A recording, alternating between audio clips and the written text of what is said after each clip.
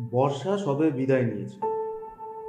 নিত্যদিনের কর্মব্যস্ত জীবনের ক্লান্তি থেকে একটু বিশ্রাম পেতে ও প্রকৃতির সান্নিধ্য উপভোগ করতে আমাদের সেবারের গন্তব্য ছিল রাঢ় বাংলার এক সবুজে ঢাকা অপরূপ সুন্দরী জেলা পুরুলিয়া, যেখানে একই সাথে দেখা মেলে সবুজ ধানক্ষেত, নদী, শালবন ও পাহাড়ে। চোখ জুড়ানো সবুজের ফাঁকে শরতের কাশ যেন আপনাকে মুগ্ধ করে। পুরুলিয়ায় ছবির মতো সুন্দর এক ছোট্ট গ্রাম পাহাড়পুর দিয়েই শুরু হচ্ছে আমাদের এবারের ভ্রমণ যাত্রা।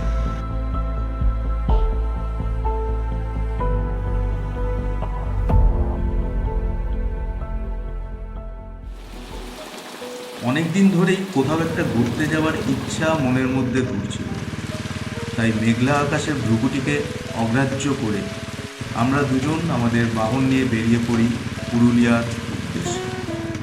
দিনটা ছিল 5ই সেপ্টেম্বর 2023।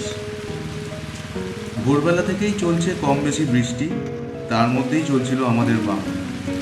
ধীরে ধীরে শহর ছেড়ে বেরাতেই একটু চা পানের জন্য রাস্তার পাশে দাঁড়াতেই বুঝলাম অনেকটাই বদলে গেছে প্রকৃতির রূপ।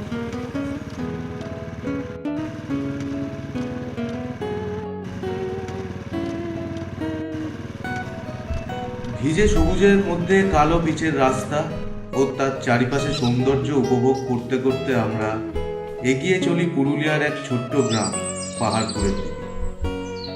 ডানকুনি থেকে বাঁ দিক নিয়ে চাপাডাঙ্গা, আরামবাগ, কদরপুর থেকে আমরা পৌঁছে যাই বাঁকুড়া জেলার জয়পুর জোন।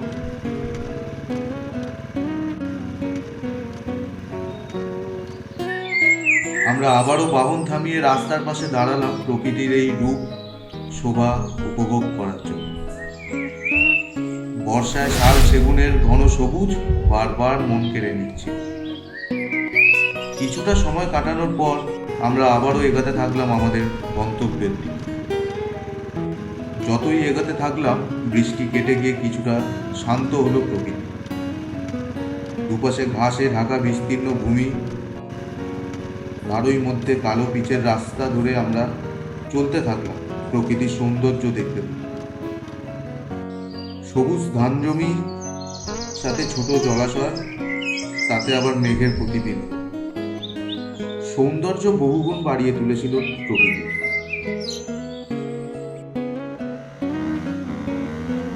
এরপর আমরা এসে পৌঁছালাম রঘুনাথপুরে কিছুটা আগে তালাজুড়ি নামে এক ছোট্ট জনপদ। এখান থেকে বাঁদিক নিয়ে পথের বাঁকে বাঁকে চলতে থাকলো আমাদের 2 চাকা বাহন। এতক্ষণে মেঘ সরে গেছে, আকাশ অনেকটাই পরিষ্কার, কিন্তু প্রকৃতির চমক দেখানো তখনও সবে শুরু করেছিল প্রকৃতি। খানিক পথ এগোতেই দেখা মিলল এক সবুজ পাহাড়ে, দূরে আরো কিছু ছোট ছোট পাহাড়, খেজুর গাছ, তারই মাঝে রাস্তা ধরে আমরা চলতে থাকি। বাড়ি থেকে 225 কিলোমিটার রাস্তা বাইকে পাড়ি দেওয়ার পর অবশেষে পৌঁছালাম পাহাড়পুর। পাহাড় জঙ্গলে ঘেরা এক ছোট্ট গ্রাম।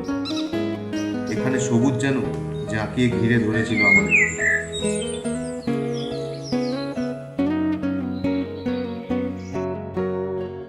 দুপুরের ভুরিভোজের পর আমরা নতুন উদ্যমে আবারও বেরিয়ে পড়েছিলাম পাহাড়পুরের সৌন্দর্যকে আবিষ্কার করতে, যা আজও অনেকের কাছে অজানা।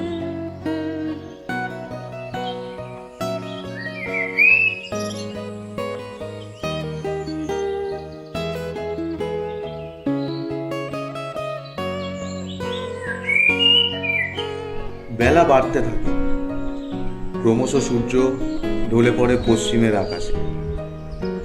গোধূলির আলোয় আকাশ যেন হয়ে উঠেছিল অনেক বেশি মোহময়।